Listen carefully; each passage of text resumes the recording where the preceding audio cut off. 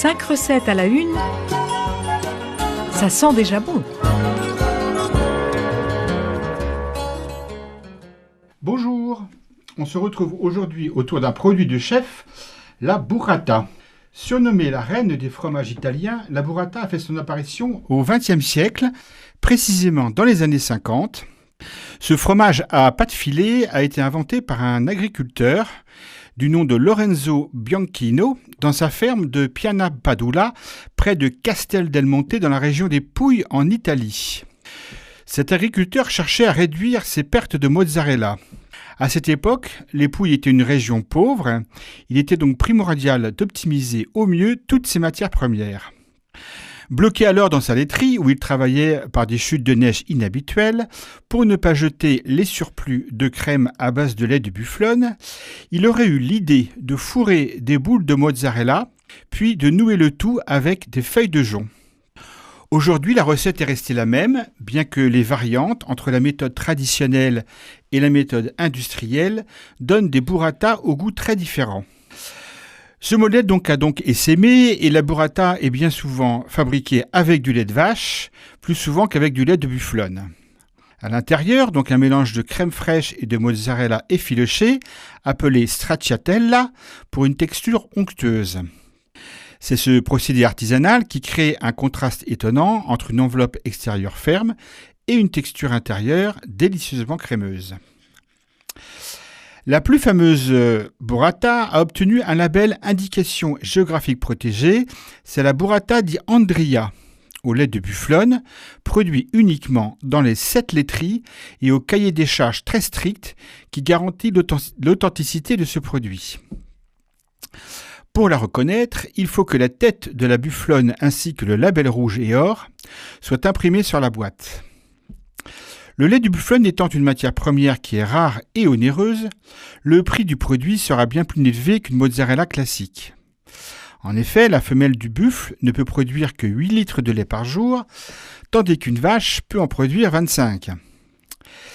Les bufflones paissent chaque jour dans des pâturages qui jouissent d'un microclimat, leur apportant tranquillité et sérénité.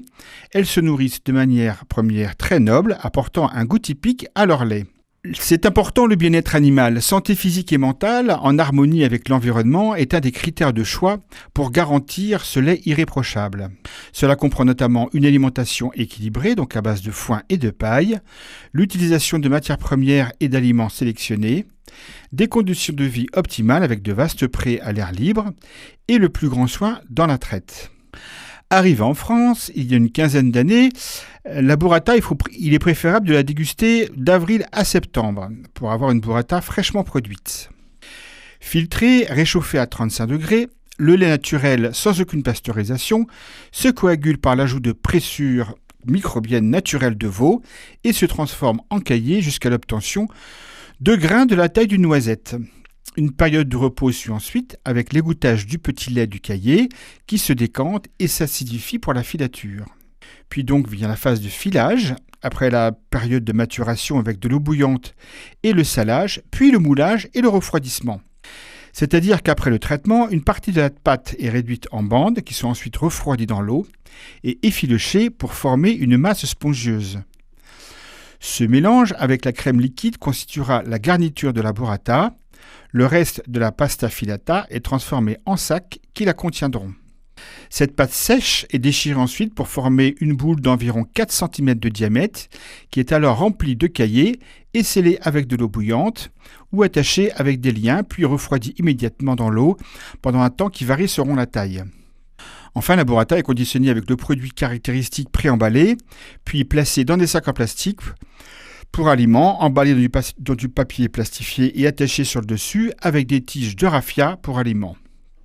Sur le marché, on la trouve sous différentes formes, avec un poids variant entre 300 et 400 grammes. Le choix de la forme, qui peut être ronde ou en forme de poire, dépend de la laiterie de production et est établi avant le salage en saumure. On peut donc la manger en antipasto ou en salade, avec de l'aubergine, des courgettes, arrosées d'une bonne huile d'olive, avec quelques tomates. Certains l'utilisent également dans des pizzas ou avec des pâtes, sur une tarte salée ou dans un risotto. La burrata peut aussi s'utiliser en dessert, avec des figues fraîches, des abricots bien mûrs ou du raisin. Et donc on se retrouve dès demain pour une nouvelle recette avec cette fameuse burrata. C'était 5 recettes à la une, à réécouter sur radiofidélité.com.